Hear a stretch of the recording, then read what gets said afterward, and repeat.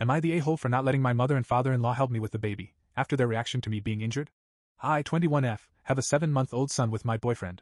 My family lives abroad and are coming over to stay and help at Christmas time. For now, my mother and father-in-law, both 60s, Deborah and Bob, are helping me with household stuff and the baby.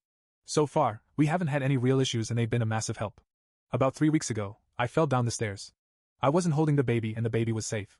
However, instead of helping me, Deborah and Bob both jumped to comfort the baby who was crying, and left me at the bottom of the stairs. My legs were fine, but I was wobbly because of shock and asked one of them to help me up. After nearly 10 whole minutes of being ignored, I managed to stand up on my own and hobble through to the living room. I sit down and Deborah says, "What's happened to you? Are you okay?" I'll admit I saw red. I just said I fell down the stairs. Didn't you hear me calling you for help?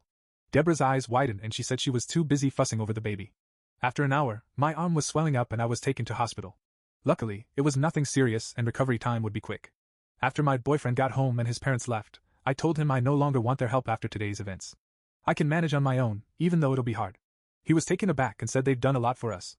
I said I appreciated it all, but they ignored me crying and calling them for 10 minutes after I fell down the stairs. They don't care about me, only the baby, and I was embarrassed I didn't see it sooner. He called his parents to let them know we won't need their help anymore, and his dad said, "Is it about today?" We really didn't hear her. My boyfriend just told them they're invited to Sunday roast this week and that's all. I could tell he was not happy about my decision, but he said he went along with it because I'm the mother. Fast forward to Sunday and my brother-in-law and sister-in-law are guests as well. Sister-in-law has a 3-year-old and is totally on my side, but brother-in-law is not. He told me to be grateful for his parents' support as they're significantly more well-off than my parents are, and paid for many newborn and infant expenses, and plan to pay for many more as the baby grows. Since then, Deborah keeps calling asking if we need any help and says she feels awful not seeing the both of you and that she misses the baby. Am I the asshole for not wanting them helping me in my day-to-day life? Edit. Was the baby crying loudly enough that there is a possibility they didn't hear you? No way. The baby stopped crying after 10 seconds and the stairs are like 2 meters from the living room. There is absolutely zero way they couldn't have heard me. 1. Scream as I fell. 2. The general noise of someone falling, including books falling and wall plates breaking. 3. Me crying and shouting for help. I fell at the top of the stairs and fell all the way down. This wasn't a misstep and a bum shuffle down that hurt my pelvic bone. I fully fell down the stairs and cracked the banister. No way they didn't hear. The baby also started crying after the initial smack after I hit the ground. Relevant comments. NTA. You are the only one who knows the layout of your home, the time frame of the crying and the noise, and how everyone reacted. I can't imagine that upon hearing thumps and screams, they would rush to a baby, who is fine, and for the next 10 minutes they didn't bother to call out for you or to investigate where the noise came from. While they may not have intentionally ignored you, they displayed a lack of care for you, and weirdly for themselves. If I hear a big noise, I'm looking around, and I'm certainly yelling out for anyone else who would be home, both to make sure they are okay but also to make sure we aren't being robbed or something is wrong. My dad drops a pot on the floor once a day and we still all yell, "You okay?" even though we know exactly what the man did. And you know what, it doesn't matter if they want to help, or if they have given you a ton of money and stuff.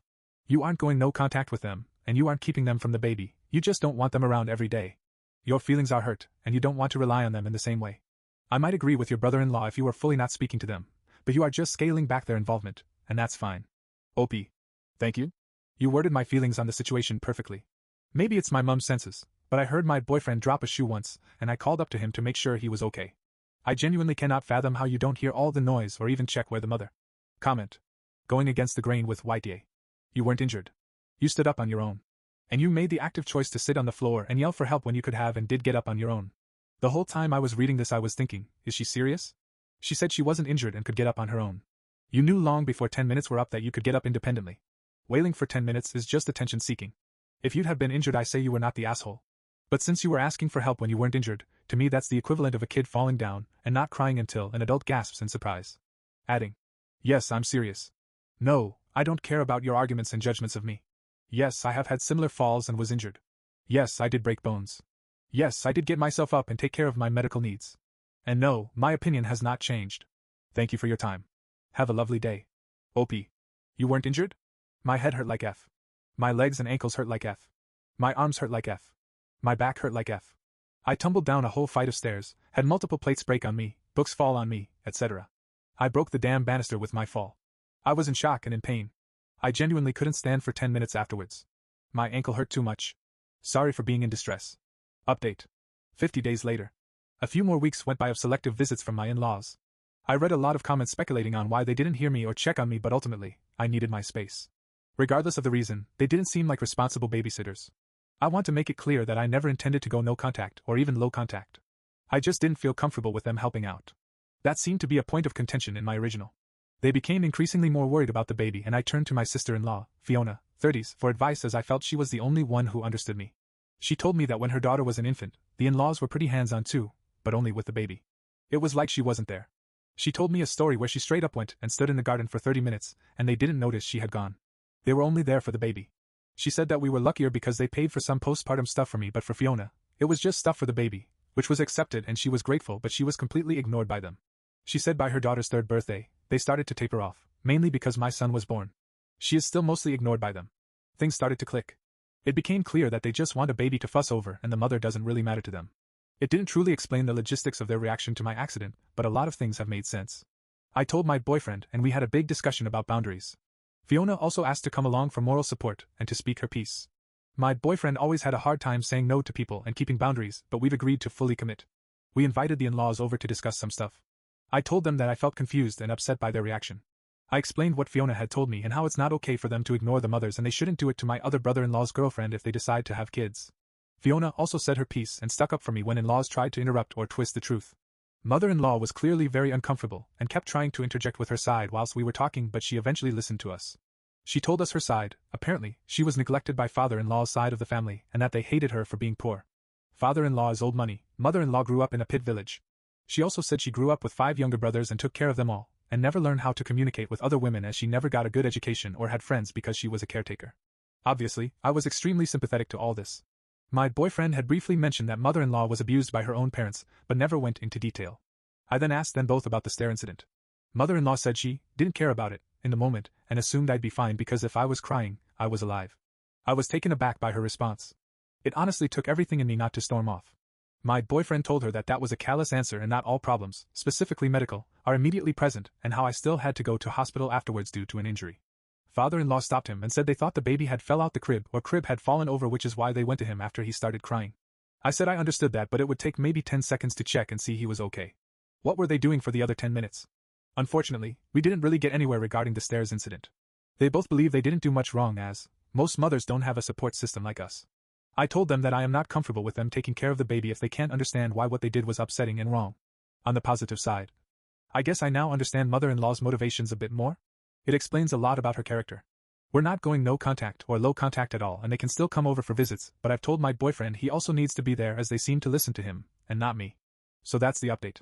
Relevant comments. Sounds like mother-in-law has internalized the poor treatment she experienced, and is now making all the women around her suffer the same general disregard for women that she felt. OP will either come to terms with being treated like a second-class citizen, or she'll grow tired of it, or the third option is wait until the kid gets a little older and the in-laws no longer care much about him either. Or maybe they'll stay obsessed with him since he's a boy. I don't know, but I do know that regardless of mother-in-law's past, disregarding a mother so blatantly and unapologetically is hateful and absolutely low contact or no contact worthy. OP, they still have full access to the baby. They don't though. They're not allowed to just pop round whenever they want. It has to be scheduled, and we reserve the right to deny them for any reason. Comment. You could have easily died while they sat in another room and ignored you. It's not going nuclear if you cut them out. It's entirely reasonable since they showed you how little you can trust them and how little they care about you. Her history explains nothing. It was just a story to gain some pity. Allowing these people in your life and your child's life definitely makes you a doormat. There are no real consequences for their actions when they can still see their grandchild. All you are to them is a broodmare. OP. Apparently not going nuclear or not going no contact with them means I'm a doormat. Comment. It does. You've done absolutely nothing but take her ridiculous explanations to heart. They have no consequences for a serious issue, and you're just going to rug sweep and carry on as if nothing happened. The woman told you to her face she didn't care about you and you're just gonna roll with it. You don't think that makes you a doormat? How so? What is going to change going forward? Edit on the update post. I'm logging off. But before I go, I just want to say that I have no issue with standing up for myself. There's a lot of nuance and personal details I left out, but we have our reasons for not going low contact or no contact with my in-laws. People seem to think that because I have the capability to understand and empathize with my mother-in-law's past abuse that I'm letting it slide. I am not. I simply said it explains her better. I don't really know what I expected. I thought this sub's users would be different from most other subs because of how nice the comments are on YouTube. Guess I was wrong. Won't be coming back here. LOL.